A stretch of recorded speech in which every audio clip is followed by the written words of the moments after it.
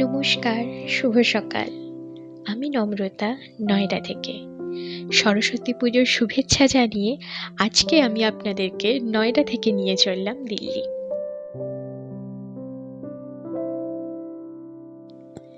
আজকে যদিও রাস্তায় বিশেষ ট্রাফিক না থাকায় আমাদের পৌঁছতে 20 মিনিট সময় লেগেছে, কিন্তু অন্য সময় ট্রাফিক থাকলে এই পথে অতিক্রম করতে প্রায় সময় লেগে যায় 1.5 ঘন্টা।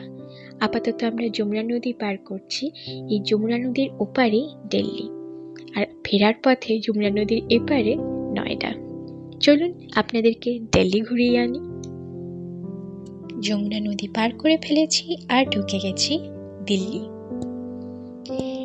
এখান থেকে নয়ডার পরে দিল্লি স্টার্টিং পয়েন্ট। আমরা যাচ্ছি সরিতা বিহার, আমাদের এক আত্মীয়ের বাড়িতে। চলুন এটুকু পথ আপনাদেরকে দেখিয়ে দিই।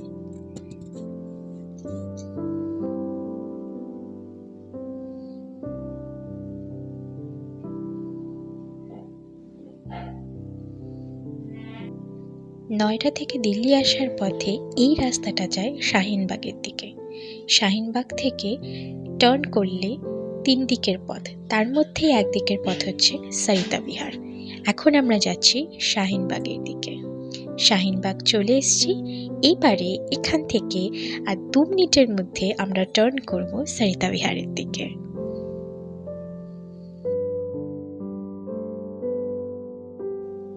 চলুন চলে আসলাম সরিতা বিহার। এখানে প্রতিটা সোসাইটির নাম পকেট বলে রয়েছে। যেমন ধরুন আমরা যাচ্ছি পকেট জে, ঢুকে গেছি সোসাইটির দিকে। এবারে আমাদের গন্তব্য আমাদের সে আত্মীয়ের বাড়ি।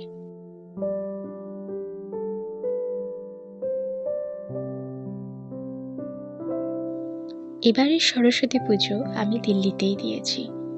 এতকালের কলকাতার অভিজ্ঞতা পেরিয়ে দিল্লিতেই আমার প্রথম সরস্বতী পুজো।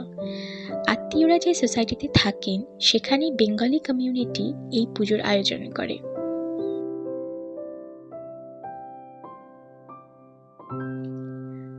সরস্বতী পুজোর অঞ্জলি শেষ করে পৌঁছলাম আত্মীয়ের বাড়িতে।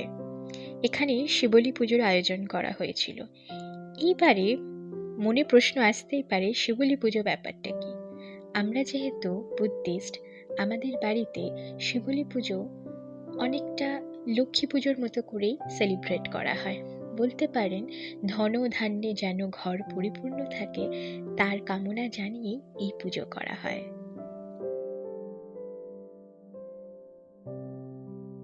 আজকের দিনটা সবার সাথে হই হই করে কাটিয়ে বেলা 5:30টার সময় চললাম নয়ডার দিকে।